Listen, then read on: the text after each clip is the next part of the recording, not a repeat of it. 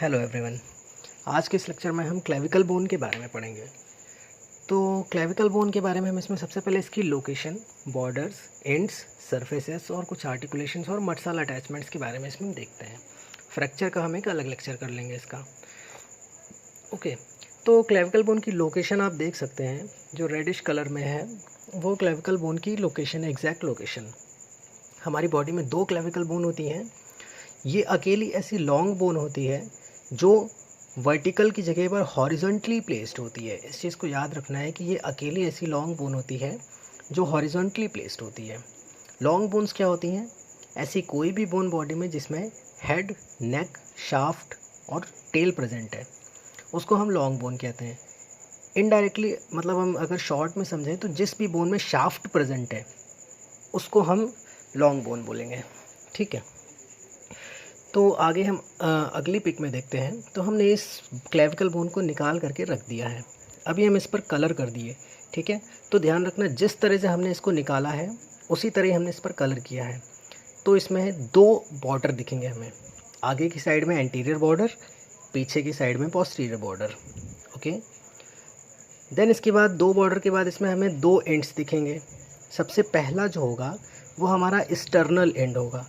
आप देख सकते हैं इस डायग्राम में एक साइड से ये बोन स्टर्नम बोन से जुड़ी हुई है, तो स्टर्नम बोन से जो पार्ट जुड़ा होगा उसको बोलेंगे स्टर्नल एंड। देन जो इसका एक्रोमियल सेकेंड एंड होता है, एक्रोमियल एंड। एक्रोमियल एंड क्या होता है? स्कैपुला बोन में एक्रोमियन प्रोसेस होता है।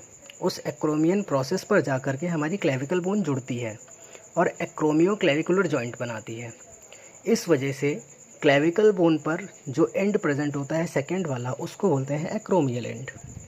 नेक्स्ट टू दैट इसमें 2 सरफेस होते हैं, सुपीरियर सरफेस और इन्फीरियर सरफेस। ओके, तो एक चीज़ हमें ध्यान रखनी है, सुपीरियर सरफेस जो होता है वो स्मूथ होता है और इन्फीरियर सरफेस रफ होता है।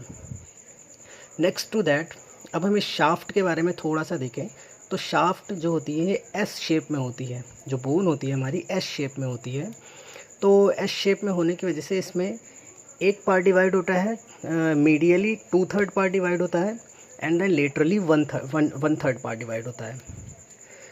सुपीरियर सरफेस है तो मीडियल 2/3 पार्ट शाफ्ट की एक खासियत है कि मीडियल 2/3 पार्ट से जब हम इसका क्रॉस सेक्शन करते हैं बोन का तो वो सर्कुलर होती है।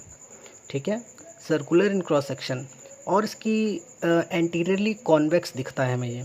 जब हम आगे से इस बोन को देखते हैं तो ये कॉन्वेक्स सरफेस बनाता है। नेक्स्ट टू दैट जो लेटरल 1/3 पार्ट होता है, जब हम उसकी शाफ्ट को कट करते हैं तो ये हमें फ्लैट दिखता है। ठीक, और इसका भी जो पोस्टीरियर पार्ट होता है वो कॉन्वेक्स सरफेस होता है पोस्टीरियरली। एक कॉन्वेक्स था एंटीरियरली, एक कॉन्वेक्स होता है पोस्टीरियरली। इसका मतलब क्या हुआ कि लेटरल 1/3 पार्ट कॉनकेव होता है anteriorly and medial 2/3 part convex होता है एंटीरियरली। चलो नेक्स्ट टू दैट हमने बताया सुपीरियर सरफेस स्मूथ होता है। इन्फीरियर सरफेस की बात करें तो इन्फीरियर सरफेस पर हमें एक्रोमियल एंड की तरफ, एक्रोमियल एंड जहाँ पर एक्रोमियल प्रोसेस जुड़ा था वहाँ पर हमें ट्रेपेजॉइड लाइंस दिखती हैं, कुछ रफ सी ट्रेपेजॉइड लाइंस। देन उसके बाद जो ट्यूबरकल जो डिवाइड करता है 1/3 लेटरल और मीडियल 2/3 पार्ट को, उस ट्यूबरकल को बोलते हैं कोनॉइड ट्यूबरकल।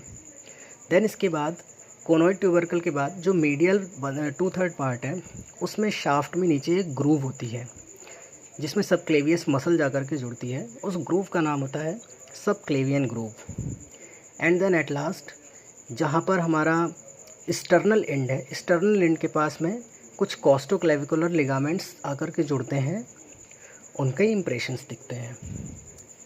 इसके बाद अब हम बात करते हैं इसमें कुछ आर्टिकुलेशंस की। तो आर्टिकुलेशंस आप देख सकते हैं कि मीडियल साइड में ये जो हमारी स्टर्नम बोन है, स्टर्नम बोन के मैनोब्रियम पार्ट में जाकर के जुड़ती है, स्टर्नम बोन के मैनोब्रियम पार्ट में, और क्या बनाती है?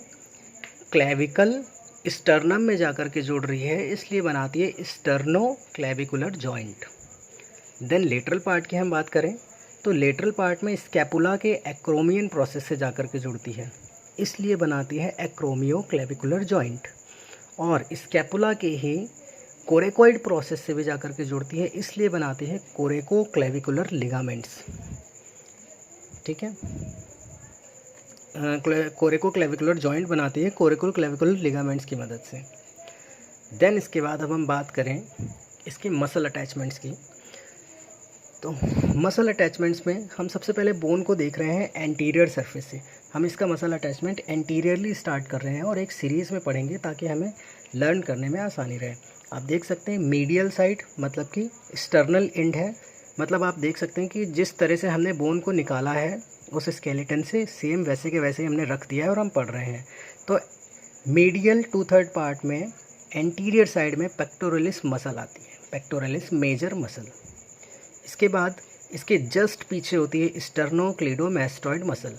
सो ये बात ध्यान रखना कि ये सुपीरियर सरफेस है, सुपीरियर सरफेस पर एंटीरियर साइड में pectoralis major muscle, superior surface पर पोस्टीरियर साइड में स्टर्नोक्लीडोमास्टोइड मसल।